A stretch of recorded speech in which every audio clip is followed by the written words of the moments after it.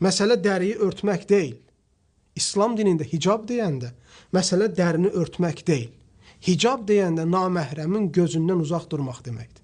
Allah Azze ve Celle sənə örtün deyərkən naməhrəmlərin gözündən örtün deyib. Sən örtünməyə əmr olunmuşsan naməhrəm səni görməsin deyə.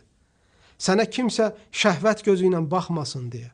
Sənin haqqında pis zənlərə, şəhvani hisslərə qapanmasın deyə. Onun üçün örtünmüşsən. Səbəbi Allahın əmridir deyə qəbul eləməlisən. Hətta Allah qatında hicablı qadın, iffətli, namuslu qadın hesab olunasan deyə.